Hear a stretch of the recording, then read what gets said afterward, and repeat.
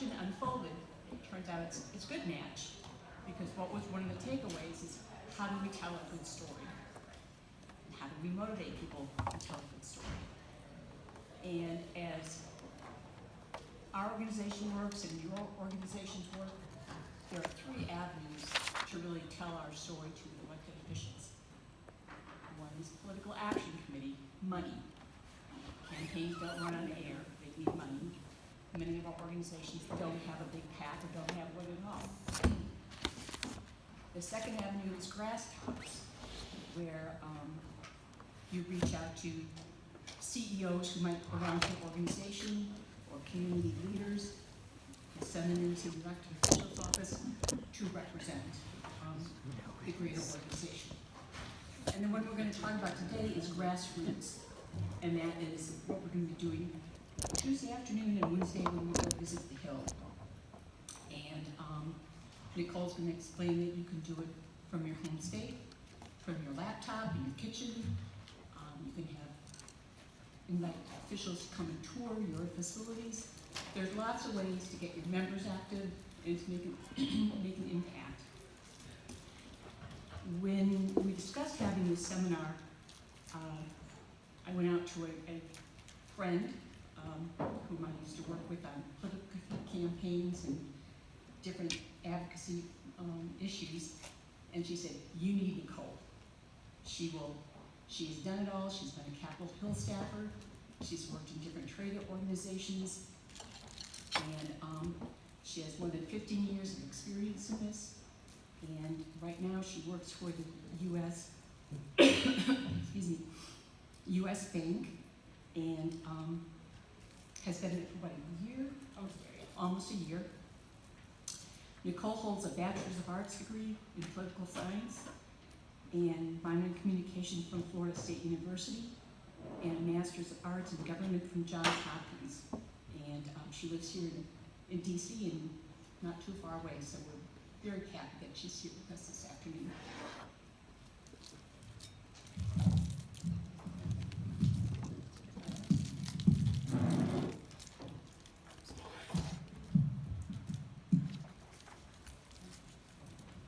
Can you hear okay? Oh, perfect. Hi, everyone. Thank you for having me. So, as Virginia said, I do have a big background in advocacy and grassroots. When you hear that, you get really overwhelmed that it's, you're out of your comfort zone on things you're doing. So, I started on Capitol Hill as a legislative aide, so a lot of that was people in my area coming to build a relationship with who I was working for, myself as a staffer and educating there. I then went to 2 separate trade associations where I ran a Grass Tops program, which is helping build one-on-one relationships, but also putting a smaller group together and really focusing on that. And then our grassroots campaign, and then I also run a PAC program. So I touch a lot of different areas within the advocacy world and grassroots. And we're going to have Nicole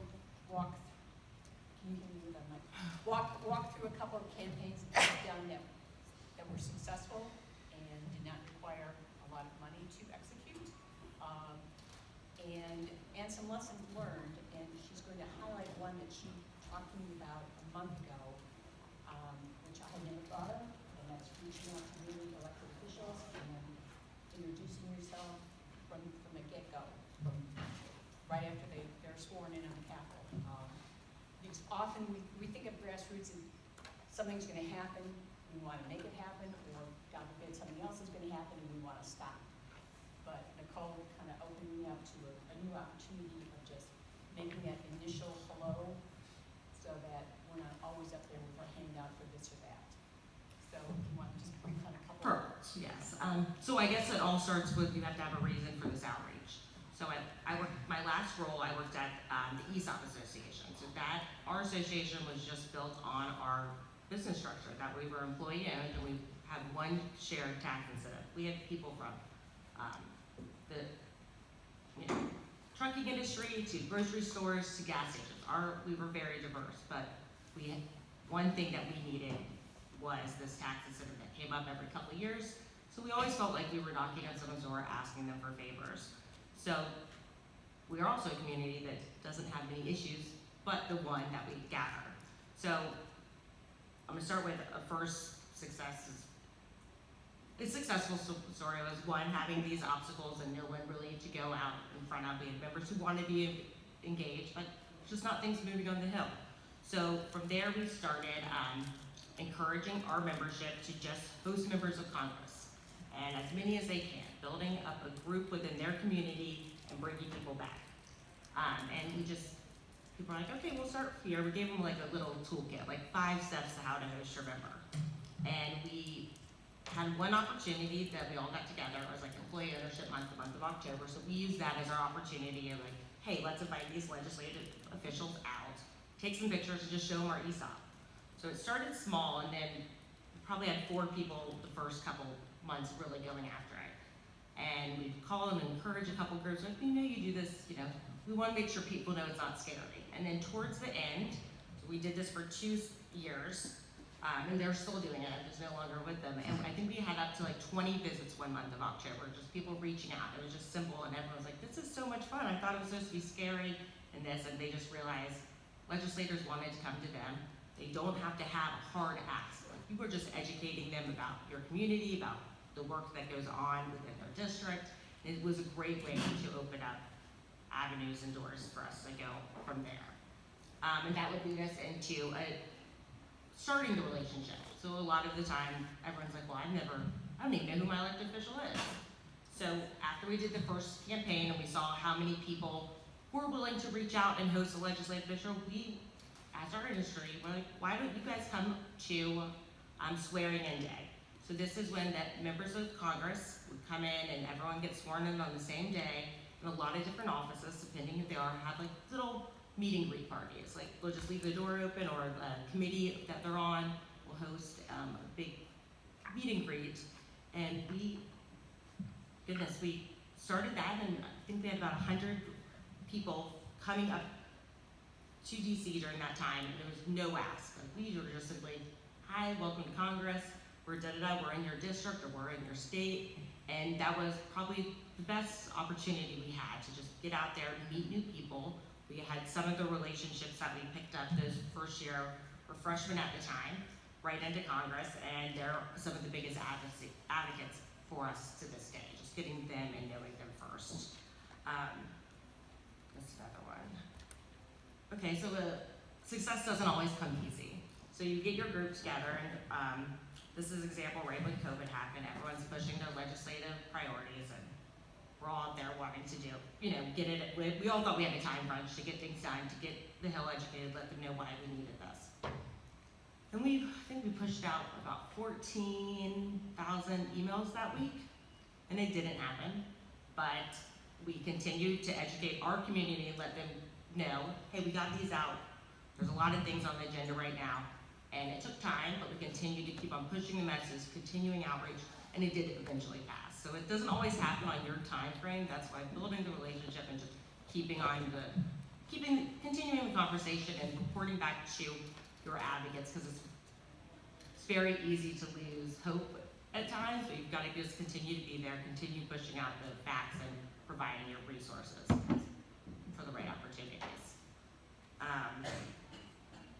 Okay, so failures too, we'll go there. Talk about failures as well.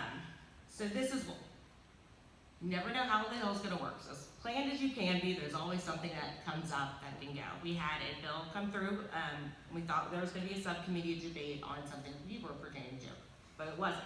So we knew it was coming to the floor within the next day or two. So we are calling everyone we know. We are talking to our network that we've already grown. We are reaching out to our grass tops. So those are people who are willing to take the next step and like make phone calls and do things. So we're pushing out our message everywhere, not expecting it to move that fast. And then unfortunately, right in the middle of the floor debate, we got some Hill staffers sent us a letter back that a group was opposing us. So we're like, okay, there goes our chance. So lesson learned was, here we are mobilizing, doing everything here, is we never took the time to reach out to someone who typically supports us and just re-educate them on why we're putting this ask in there, why we're doing that. So like that, I would say the failure is just not using our whole network and knowing there's not always allies there, but educating them, because at the end of the day, the next time the bill came up, they sent out a support letter right away because they too were they were checking with us either. So just keeping that communication going with everyone in your network. Can you speak a little bit about the mechanics that you use to reach out to your members and then your members in touch with their officials? We have a software program. Admittedly, we haven't exercised it because, quite frankly, nothing's been moving up there. So that may change very shortly with our bill and appropriations. Yes, so I'm very familiar with that too. We also had a software program, which they are very expensive, and I was like, we never used it this year. Right? Well, we didn't need to use it, but we have to have it. So with some of the avenues we use, because it isn't always about, making a phone call or doing this, was just simply emailing. We put little toolkits, or we'd reach out and I'd say, hey, we have this legislator coming in town, do you know anyone in your group? And they'd start the conversation going, and then we just pull the names, we're like, okay, we've got 6 people, and Congressman da-da-da wants to come in, who wants to host? And then we just kind of said, here's the contact, and this is your relationship, we're here for you guys in any way, so don't ever think it's intimidating. And we just kind of walked them through the process. And we made like little toolkits, and when I say toolkits, it was like a page or a pamphlet, just like the steps, like who you contact in the office, how, what's too soon to follow up, and realistic expectations, because we may be ready, but the legislator might not be available for 7 months. So it's just being available when they're also available, and knowing that things pop up last minute. And sometimes you do have to say no. Sometimes their date doesn't work with ourselves. Let's have a dialogue. Let's get some questions. I know there are several members of the state conference. How do you do your grassroots? What is the biggest challenge? Is it educating your members? Is it getting them motivated? Time. Yeah. Time. Getting the time to do all those things you said just doesn't happen. Bill, do you want to weigh in on that? What are some things that you guys do in Colorado that when you have an initiative that you're following, how do you get a lot of people on board with that? It's difficult, but hello everybody, I'm in Breckenridge, and I just got done with a nice hike, and now I'm joining you, and so it's wonderful to be here. It's very difficult, like they've said, it's very difficult when you have an initiative like this. The thing is how we're doing, or how we did it this year. We had a huge initiative that was concerning the equine industry, and how there were groups that wanted us to have every horse in the state registered and every facility certified, and it went on and on and on. And the education process starts at the very, very beginning. And so getting to know your legislators, which my friends in Pennsylvania taught me many, many years ago, you have to know these people, and they have to know you. And so how we dealt with it, we heard about the problem, and I just went face to face. I'm pretty fortunate because in Denver is the capital of our state, and I went into those people that wanted to have this legislation, found out who the sponsors were, found out who the people the activists that wanted this type of thing, and invited them to a Zoom meeting with many members of our board. But we were fortunate too. We work 3 separate boards: the Equine Heritage Foundation, the Colorado Horse Development Authority, and the Colorado Horse Council, of which I'm part of all of them. And so it was very important for us to bring them into the fold and tell them why their idea was not acceptable to our industry. Now, I don't know if I've answered your question, because the speakers are going in and out in the hotel lobby here, but it's just really getting to know who your friends are, who the people that are concerned about your organization are, and deal with it head on. And I don't know that I answered the question completely. Please let me know. Thanks, Bill. And I would say in Kansas, it's kind of hit and miss. Sometimes there are things, and I just talked to Janet Van Bever yesterday about this, that we've been trying to push the racing what we call a racing bill, which is not directly racing, but it would fund racing again, is the historical horse racing. And this has been proposed year after year. It's died a couple of times. I watched Legislative Scan, and it had told me April 30th that it was vetoed, and I thought, okay, end of it, you know, it'll be reintroduced next year. Never heard another word about it. And then all of a sudden I find out there was a proviso done. So it's now effective until June 26th, that once they get the historical horse racing machines operable in September of 25, the races can run, and they will be funded by the profits of that. So they would probably start in March or so, and then it has to go back for another decision in June of 26. So, I mean, I don't know how you stay up with that unless you have a lobbyist in there that's paying attention, or unless you have somebody on the inside keeping you updated from a horse council position. Because, I mean, obviously we're managing all kinds of different things going on. You know, and most of our offices are either volunteer-led or have one staffer. And so it's a real challenge to stay on top of those types of things. And then when there is something to move, trying to get that advocacy behind it, that communication link is challenging. I think Bill almost has to manage some of that himself when he's going, you know, before the legislation. And of course he's been there, and he knows a lot of people, so he does have a strong line of communication built up, but not every state has that. So I don't know if you can speak with any recommendations to when we don't have, I'd be interested in learning about the software, but when we don't have the software and we don't have a lobbyist, ways to keep on top of things. Managing volunteers has always been something that's hard, because at the end of the day, this is not your first job. So it's making sure there's time when things do come up. So first, whenever someone is wanting to volunteer, I always jump at the opportunity. But I also make sure I explain what goes in it. And typically, sometimes it's the time of year this comes up in things. So it's like, hey, this could be a busy time of year. This is when we need you. These are the type of things that, you know, ideally you could do.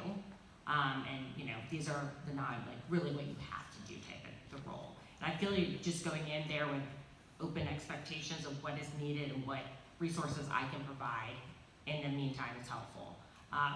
The following ledge policy is very, very difficult. I set a lot of calendar reminders, you know, just like when they put the dates out on there, following up, and, you know, it's always best to go to the source. So the office that introduced it, just reach out to them and hear firsthand what the hurdles are, and, you know what they're dealing with, so you can help them, and what their timeline is, and what you can do to provide resources.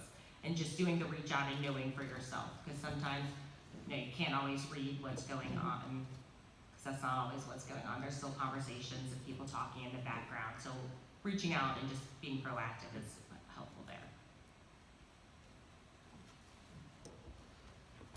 One thing, Justin, Oh. Justin, can I add one more comment quickly? Sure. We also became a member of the Colorado Ag Council and the Colorado Livestock Association.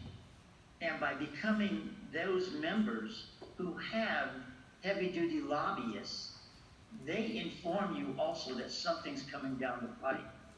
So becoming members of your state organizations have really helped me out quite a bit.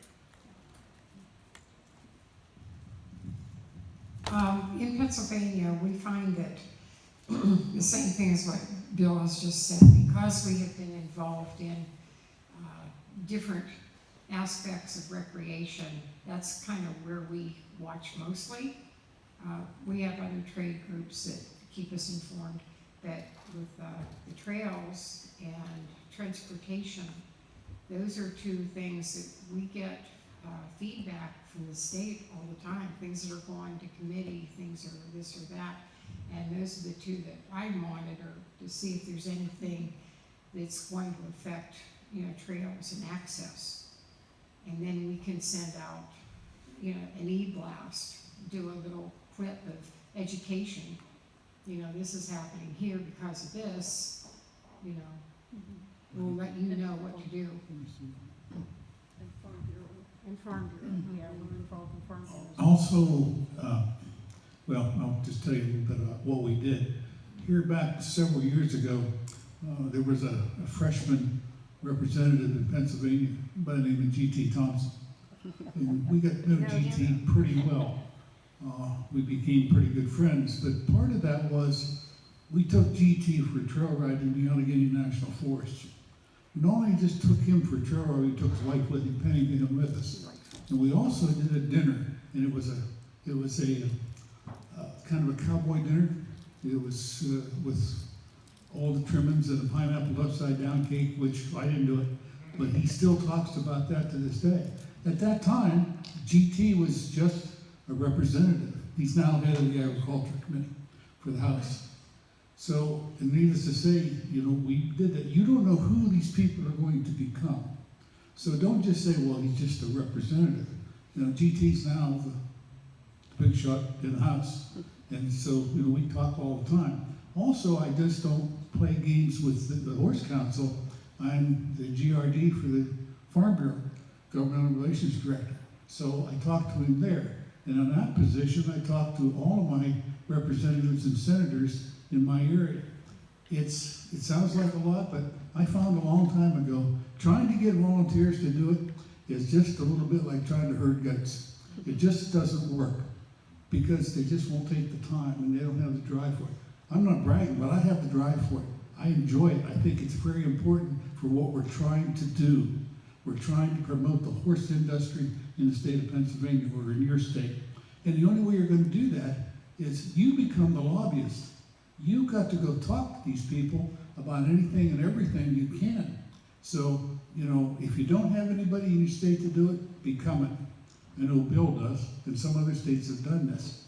So, you've got to do it. I know it sounds like a lot of work, but I'm not patting myself on the back, but take a look where GT's at right now. And it's all because of a pink horse and his wife in that, and a pineapple upside down cake in the Allegheny National Forest. So don't forget about that. I was gonna say, those aren't the only organizations. Pennsylvania also pays money to be on the Penn State Ag Council and where we meet with all the other commodity groups to hear the latest research and what's going on. And Penn Ag Industries, we also pay to be on that board. But make sure whoever you send has the time to go, show up at the meetings, and has the fire. And they probably need to get rid of me because I'm losing fire. But anyway, get involved with those groups. It might cost a little money. Make them join you and you join them if you can. I'm going to use this to segue, and then I know there's some other questions. I'm going to ask Nicole to talk briefly about how to set up a site visit. The election season is coming.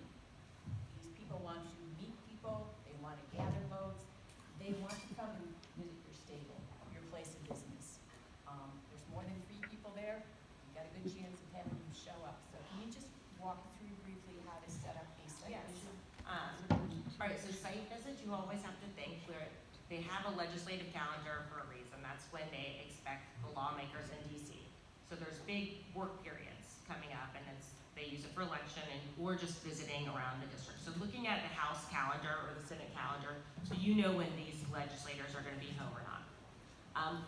Reach out beforehand. Sometimes it takes, we'll meet them in the spring, and they'll say we're not doing site visits till August. So sometimes they keep a list, sometimes they don't. Following up, like now, early summer, saying, hey, are you guys going to do site visits? We'd love to get on your calendar, and be flexible. They are filling up their calendars, or they might last minute call you 2 days in advance and say, hey, we'll take you up on that offer because someone's in town and it worked out for them. So when they are ready, so I normally work with a scheduler there, or they'll tell you, they'll say, every office is different, if it's a district director or anything like that. Have everything together. Have as much as you can as your about me, your footprint. Like what not only do you guys do, if you have that for area, for the state, any type of factual item that you can give them as a 101 to be able to help tell your story, make it easy for them to remember you there. And then when the dates are ready, is reach out and say, we have XYZ coming, we need a confirmation that you can come. That way you can always share back your attendees list with the representatives, there's no surprises, and they come in. The day of the site visits is really fun. It's an opportunity to take pictures, show them around, you get to show off your things. They have great questions. Sometimes it's staff and sometimes it's the member itself, but all of them are important, and the staff is working directly with the legislator to make sure they understand the issue. And they'll be the ones being like, you need to come back, that was really fun, I learned this, that, and just helping you guys grow the relationship through the staff as well. And then always use your resources, tell your state groups or your everyone who you've met with.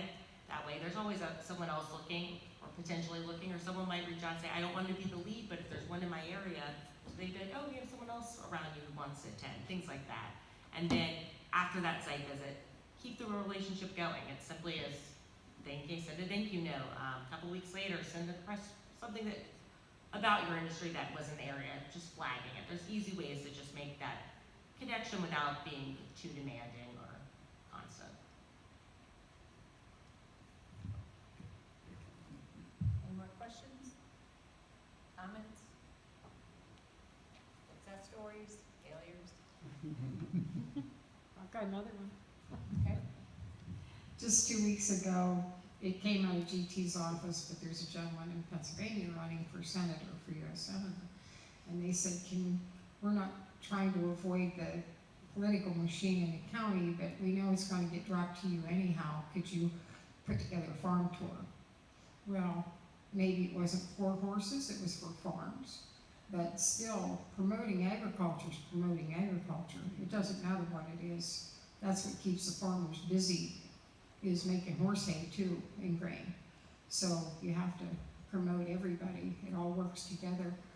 So that went, I had a week to put it together, and you said if you have 3 or 4, I ended up with about 33 in a week. So it turned out pretty good. Plus a host farm. It wasn't at my house. It was and they cleaned up the barn. It was great. I think it is very possible to have an effective government affairs program without having a PAC.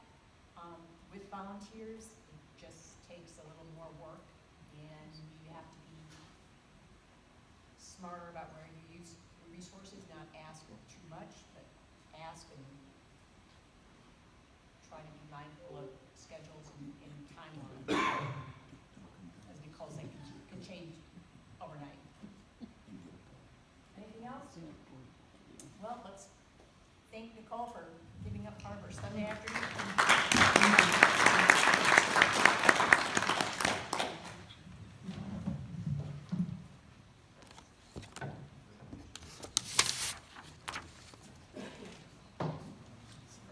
Nicole, thank you. Next, I'm going to have Andrea introduce our next speaker to our coalition via Zoom. The rest of us have seen her, but we need an introduction. It's me. So those on Zoom, this is Andrea Manley, and she is the new, what's your title? I'm the manager for the United Horse Coalition.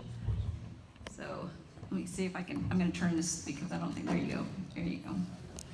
And then we're going to bring. So I'm also going to bring up Melissa Kitchen, who works for Equine Network and A Home for Every Horse, who we have a partnership with, and she's going to speak a little bit as well.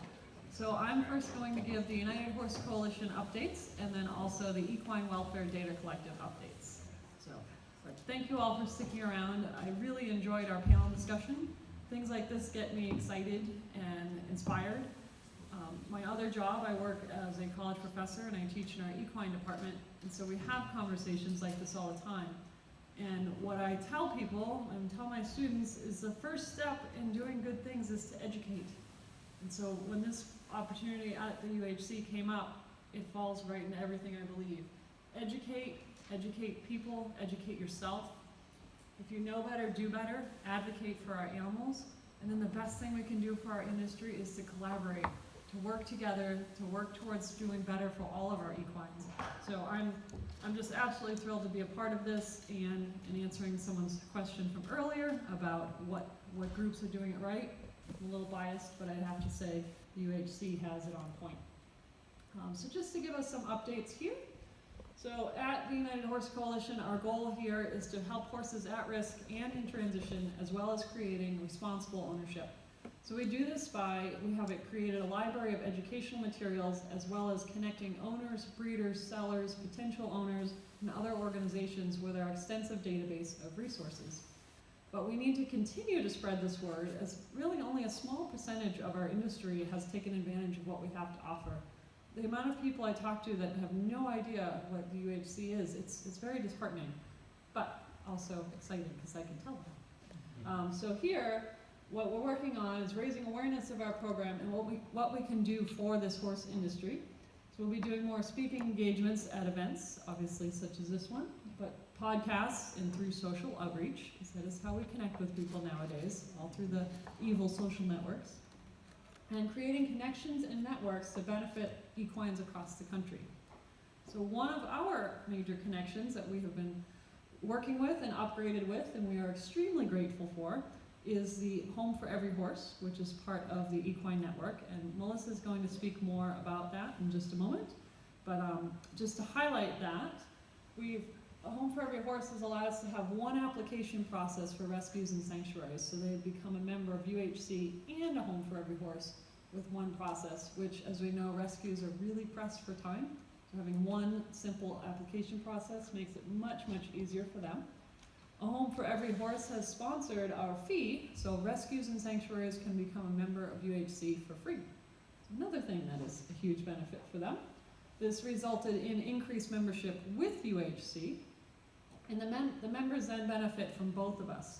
A Home for Every Horse has brought along Purina, who offers feed coupons to our rescues.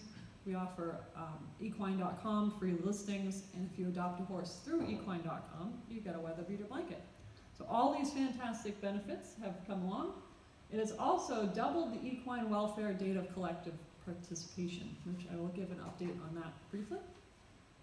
And so here we're working to consolidate data collection from these various groups while helping to eliminate that fatigue. So we're making it much easier for them to do more and get more.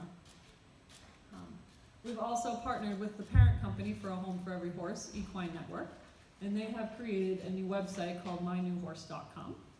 And so this website has more educational materials. So we'll be sharing their materials, they'll be sharing ours. So here we'll benefit from this cross-pollination of materials, which will help eliminate redundancy, save resources, create efficiency. It'll help UHC reach a new membership and help people reach the New Horse website. Another huge, super exciting conversation that I've been a part of is increased collaboration. So recently we had someone reach out to us from Virginia, and she's looking to create an alliance of rescues and networks and all these other groups to help create something very similar to the Colorado Unwanted Horse Alliance. So they were absolutely fascinating to speak with. They've done amazing things for their state. So we connected our Virginia volunteer with KUHA and also with our Equine Welfare Data Collective to have this. It was just a meeting of the minds. We went way over time because that's what horse people do. So here, we're working now to create a holistic approach to helping at-risk horses by creating these partnerships with all of our key stakeholders in the states. So these would be like our ACOs, the Department of Agriculture, our horse councils, so you guys would be bothered by us soon, our veterinarians, rescues, and sanctuaries, and then states can use their license plate, the checkoff program, to help fund these. So I'm really excited to be a part of this, and Jennifer was on our panel and she was phenomenal, so she'll be hearing from me shortly, probably at dinner. Another big important project that we are working on is our UHC, the Crisis Hotline or Virtual Assistance Hotline. So the ASPCA has generously given us a grant to research the need for a 1-800 hotline. Here, our virtual assistant. So here, we're in the early fact-finding and researching stage to see if this is something that we can potentially take on, and if there's a need for it, and how we can financially sustain it over the next several years. So first, we'll look to determine the needs of the owner, network with their existing resources out there to help get them connected with the resources they need. So we can also utilize the data that we have collected and we have coming in through our Equine Welfare Data Collective.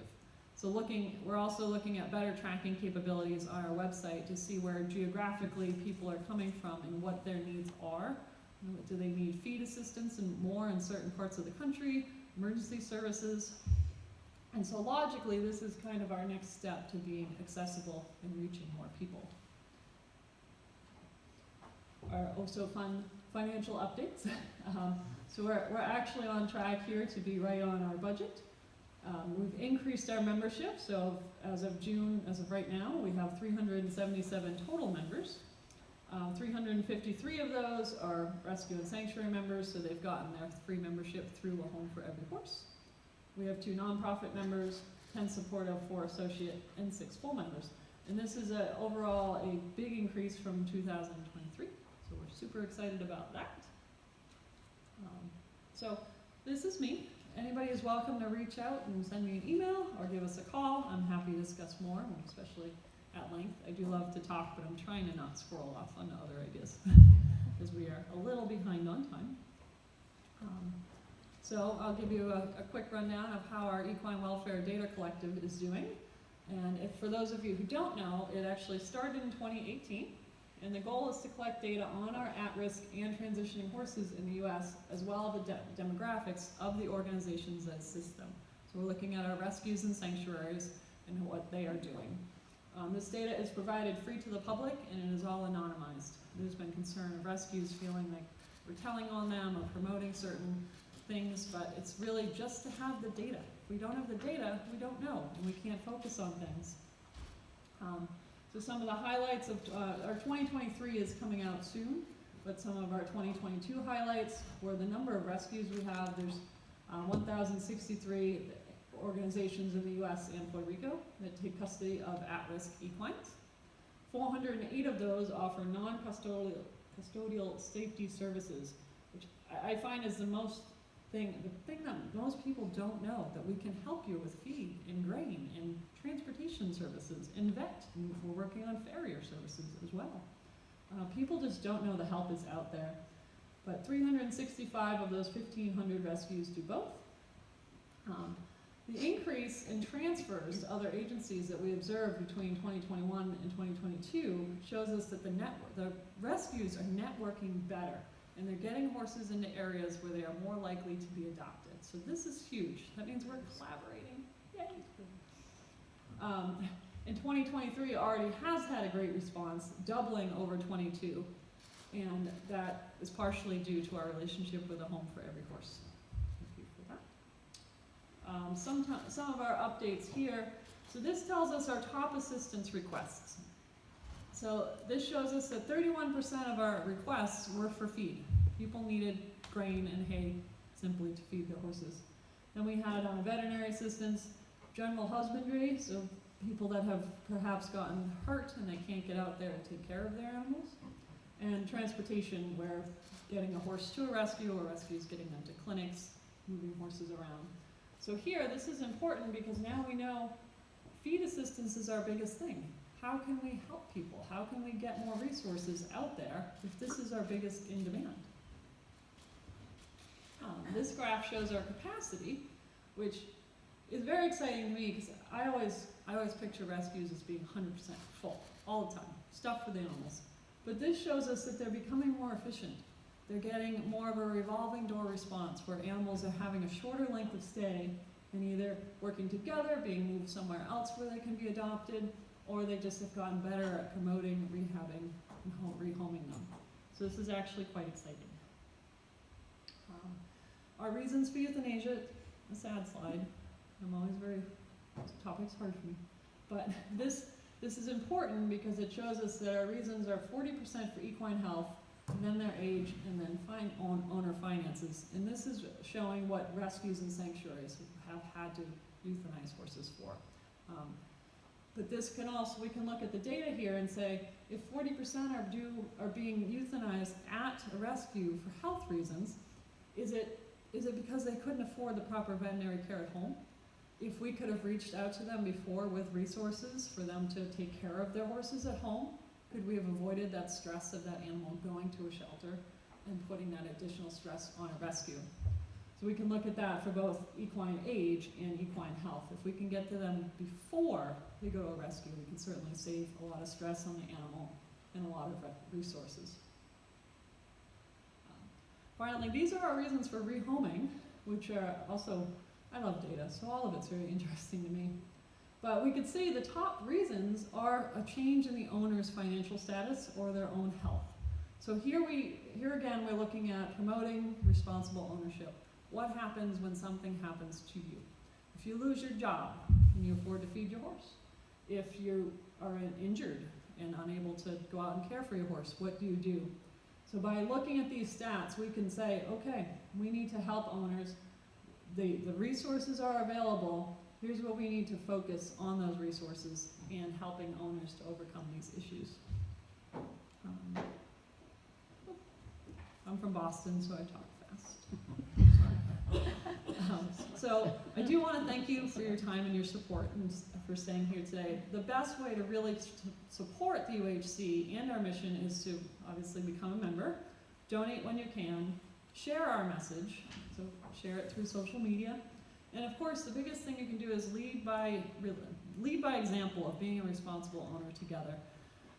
We can help keep the statistics on our side, which sadly also includes thinking about what happens to you what happens to your horse when something happens to you.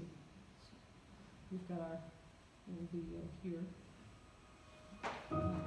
thinking about our estate planning and our own taking care of ourselves.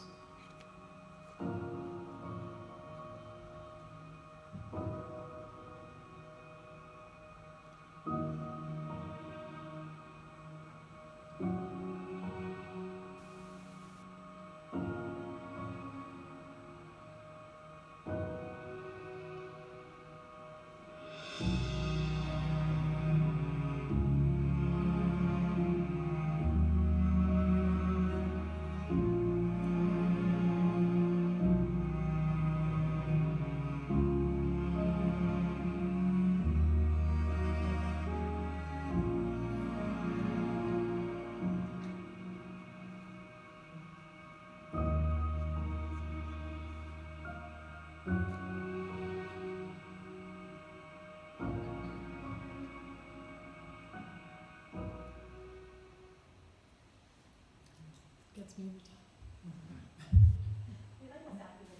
We do. I got a new puppy, and it makes me really sad to think of her being sad. So anyway, thank you very much for your time. I'd like to ask Melissa Kitchen to come on up, and she is going to talk more about the Equine Network Foundation and a home for every horse. Anyway.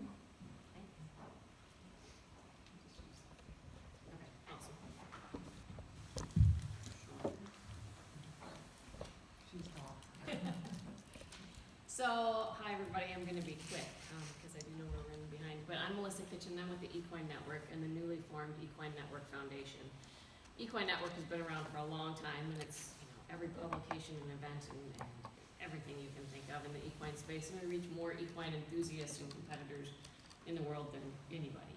So last year they came to me and said, hey, we would like to start a foundation. We want to give back to the horse everything that they've done for us. So we created the Equine Network Foundation, and with our main mission, it's all because of the horse. Is with a mission to advance the welfare and well-being of equids. So whether it's a donkey, a mule, or a horse, that's what we're here for. And just to help in any way we can. A Home for Every Horse has been one of our programs for the last 12 years. Oops. Oh, there we go. There was a slide. I saw it a second. Oh, it's behind her video, so we'll just go on. So for the last 12 years, and during that time we've adopted out over 16,000 horses. We've donated more than 1,600 tons of feed, thanks to our partnership with Perrine as the title sponsor. We've donated over 1,500 weather beater blankets because anybody who adopts a horse can get a blanket. We have a great partnership with Amy and the Absorbing crew. We're here to present or to offer resources to the rescues because we know these people are doing good. And thanks to our partnership with UHC, we can vet those rescues, we can really find out who's doing right by the horse, who can we advocate for, who needs resources, and where can we help.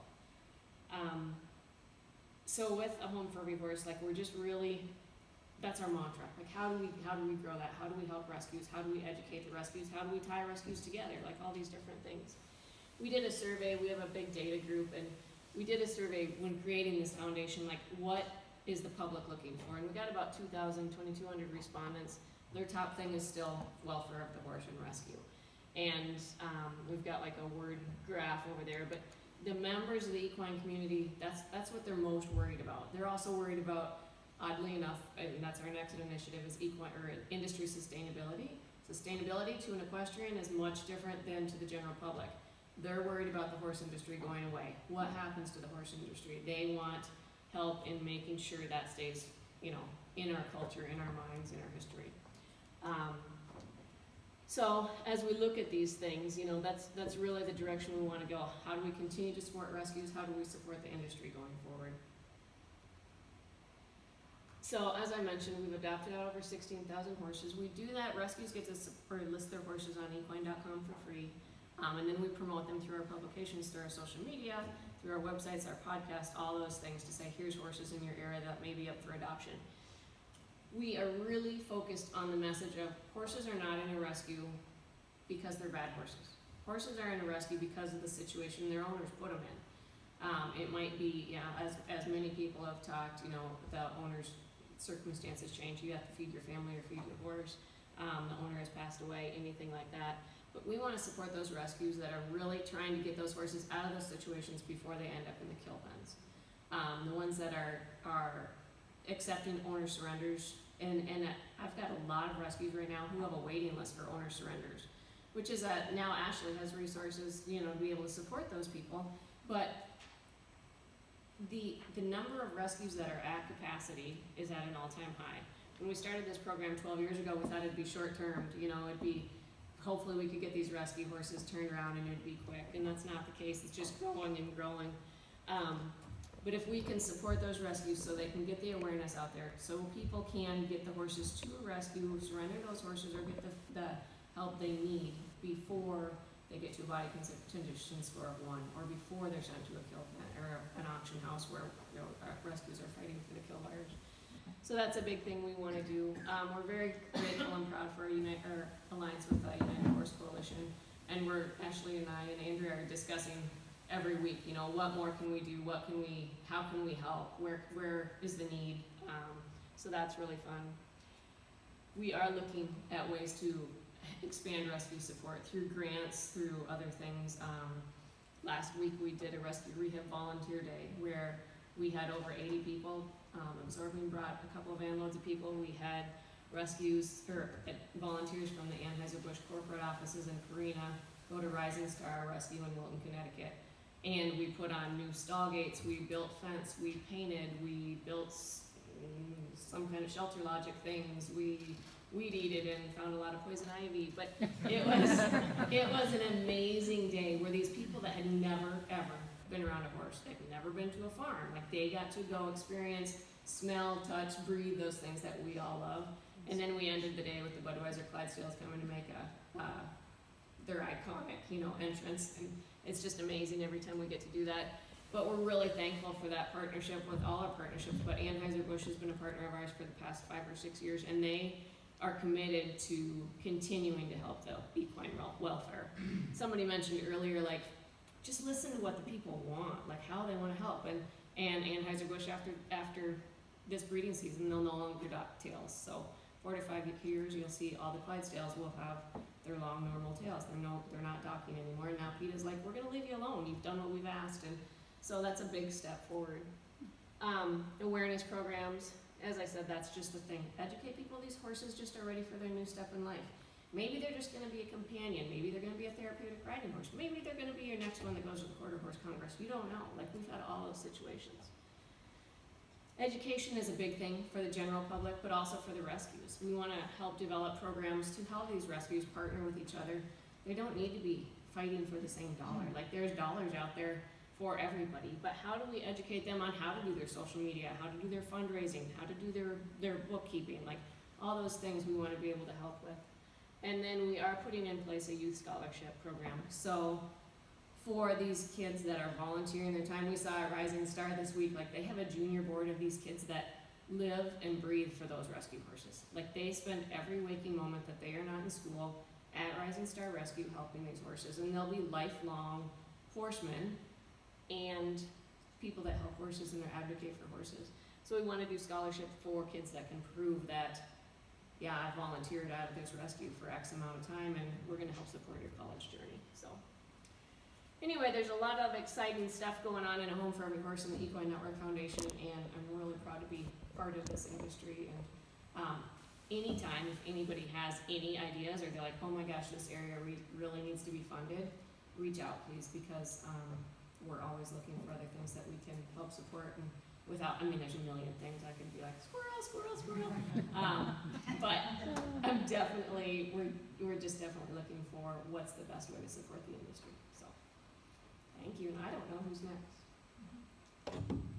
Thank you, Melissa, that was excellent.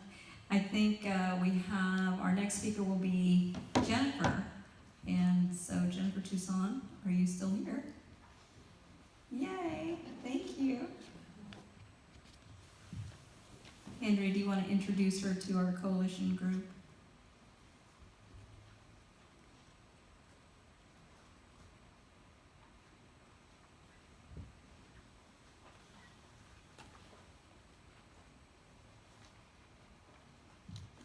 So this is Jennifer Toussaint, who just spoke on our panel. She's our Chief Animal Control Officer for Arlington County, and she might be my new favorite person. Did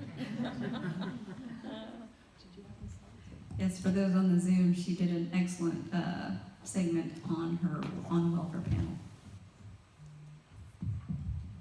So I didn't want to take up too much time, but one of the things that I did not get to cover on the panel, so I'm here today representing the National Animal Control Association, and animal control officers all over the country are working with horse owners, obviously on a daily basis, managing different concerns as they arise in communities, and also assessing best outcomes for horse owners and the horses that they love so dearly.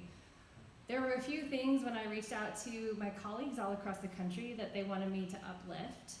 One of the things was that they don't know who you are. So in the event that they run into a situation and they need support, maybe they have a case where we like to call them cusp cases, right? They're working with an individual and it's obvious that animals are struggling on the property, but some small modifications could be made, but they don't know where to get those resources for people. Animal control officers are not being given the information for local hay banks or where to access that information on behalf of pet owners. They don't know who to reach out to for grants. And then similarly, in the events of disasters, they're struggling to find safe evac plans for animals out of their regions. And so one of the things that they hoped that I uplift is please reach out to your local animal control. So if you live in a jurisdiction and you cannot tell me the name of the supervisor of your animal control or humane law enforcement, that's really a great place to start. You do not want to meet these people at 2 in the morning. As first responders, we always joke that we don't make friends at 2 a.m. There's no way to do that. But those kind of relationships take a very long time. I want to use an example in my state. Many years ago, I approached our state veterinarian's office saying, as animal control officers, we were struggling in continuing education credits relating to horses. So really easy for me to find 700 classes on dog fighting, but my officers will probably never see a case of animal fighting, or may see one, for instance, in the entirety of the time that they serve. But they are going to interact with horses on a regular basis, or potentially be called out to a scenario where they need to body condition score a horse. Remember, you have animal control officers who have never touched or ridden a horse, but we are the only law enforcement agency that actually is safeguarding those animals. We're the only person who has the enforcement power to maybe go in and recommend an amendment to the property that has to be followed by that landowner. And so that gap in education is so broad. And so Dr. Abby Sage with the state vet's office in my state reached out and was like, oh my gosh, what are you talking about? These already exist. Not only had they created the training, they had created like templated forms for field use. down to like assessment of hay. And we just didn't know they existed. So the hard work had already been done by all the amazing professionals who specialize in equine welfare, but the gap was they didn't know how to get the animal control officers to the training. And so that's where an organization like the National Animal Control Association or your state animal control association can bring those people into the fold. The first time we offered the equine training, we had to run a wait list. We had hundreds of animal control officers in my state sign up for it. And that immediately just told you, like, oh my gosh, the need was so high. It had been so high all along. Additionally, we work with local rescues on continuing education. I don't have a horse that my officers can touch, but Days End, who's in the back of the room, invites animal control officers from all across our region to come in and touch theirs, and to learn about horses and about appropriate husbandry and about the resources that exist in your region to ensure that officers are making meaningful and appropriate decisions when out in the field. One of the things that we were talking about at a conference I went to in Canada was actually the trend towards heavy horses, those horses that are maybe body condition scoring a little heavy. And the discussion amongst the animal control officers is it public perception that might be pushing horse owners, especially horse owners that are private owners just for personal pleasure in riding, to maybe feeding a lot because the community really likes a very fat horse. The standard community owner who I see like giggles, I don't know if that's a thing for all of you, but they tend to like to see animals overweight. We see this in companion animals like dogs and cats. The viral videos of like the world's largest cat who's obese and very overweight going viral as like the most handsome, chunky, chonky, whatever word they want to use cat, and all of us are like cringing on the inside because it's really not good for that cat's welfare to be that overweight. And so when we were talking about this in Canada, we were talking about, do I actually know, could you line up a bunch of animal control officers and would we all actually body condition score horses the correct way? How often do we get to do it? Whom were we taught by? And then again, practice really makes perfect. So if you are an amazing equine professional, please invite your local animal control out to your barns and to go hands-on with your animals. To learn more about it, to make sure that they're getting the practice that they need to make the appropriate decisions, and then ask them if they can consider measured approaches. When we talk about the evolution of animal welfare in the United States, the community is pushing for reasonable, equitable, and measured approaches. And how that shows up means that the community actually doesn't want to see us rush out and seize all of your animals off your property. That's not actually the necessary public perception. They need to see that change is occurring if they've assessed a concern, and they want reasonable and measured steps. And so those reasonable and measured steps could mean talking with the family and discerning that there's actually a larger issue going on that has nothing to do with the horses. A scenario I was working on with an officer recently was a domestic violence situation. Now there were horses in the mix. The officer was called out because of concerns about the horses. But when they got to the grassroots of what was the concern on that property, it had nothing to do with the horses. The horses were an unfortunate bystander in which was a very unsafe household. And so because of changes in people who resided on the property and did not, suddenly the horses' body condition scoring started going down because the primary person that was caring for those horses fled. She fled from the property for her safety.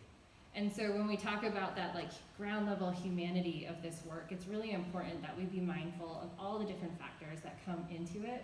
And I just want to strongly encourage you to find your local animal control or humane law enforcement. And if you have a training program, please reach out. NACA wants to know about it. We're trying to uplift different equine training opportunities for animal control officers all across the country. Thank you so much. Thank you. Greatly appreciate that. I will invite Andrea Beam. Would you like to come up and talk about the NAHMS study that's coming up? Thank you. Yeah.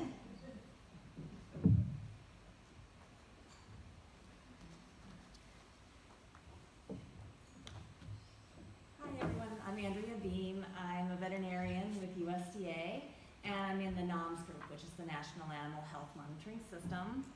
I wanted to share a quick update on what we've been up to recently. So we do national studies on the health and management of livestock in the U.S. And the last equine study that we did was in 2015. Right now, we are working toward planning our next equine study for 2026. And although it will be dependent upon the budget when we get to 2026, we are hopeful that we'll be able to do the study. And wanted to share what we've done recently. Last fall, we did a needs assessment survey where we asked people to help us identify information gaps that we could address in our study. And some of the top things that came out of that survey were at-risk horses and horses no longer suitable for their intended use. So I saw that trend across some other people's surveys as well. We also saw that biosecurity and availability of equine veterinarians were important issues. So let me just share with you the draft objectives that we've got for the study. The first one is to describe trends in equine care, health management, and disease occurrence over time. Second objective is to describe biosecurity and health management strategies related to the control of important infectious diseases at equine events and on farms. Third one, describe use of equine veterinary services and equine owner perceptions about availability of veterinary services for equids. Number 4 is to describe issues surrounding equids that are at risk or in transition.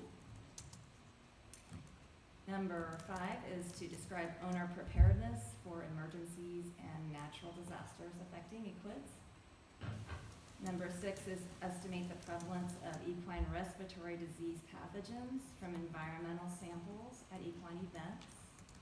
And number 7, this is the last one, estimate the prevalence and antimicrobial susceptibility of fecal salmonella and E. coli. So I just wanted to share this with you. If anyone has any thoughts, you're welcome to find me during the meeting, or Justine can get you my email afterwards. I would welcome any input on the study. And I also have a handout here. It's a one-pager that summarizes what we found in our needs assessment survey. I'll leave a few copies here on the table, and for those of you who are virtual, it'll be posted on our NAHMS website pretty soon. Are there any questions?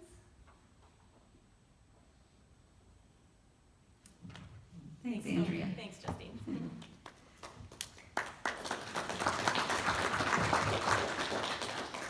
So the next few things on our agenda are probably not logistically gonna work out because we need to be connected via HDMI already, and that's, I don't have that cord with me. So we were really gonna just talk about the coalition. We have a website, and that website has been kind of costly to maintain, and we really worked on building that up over the last couple of years, but it's not, the ROI isn't there. But we're looking at a new landing page via the Colorado's Heritage Foundation. And so Bill has mocked up a page. I think what we're gonna do is just kind of postpone that for a coalition Zoom meeting that we can share amongst the state horse councils, and you all would be most welcome to jump on if you're curious. So I think with that concludes our Coalition of State Horse Council segment of the National Issues Forum. So thank you all for attending. I'm gonna do a quick zoom around the room to let everybody online see just how many people stayed for this segment. So thank you all for your time.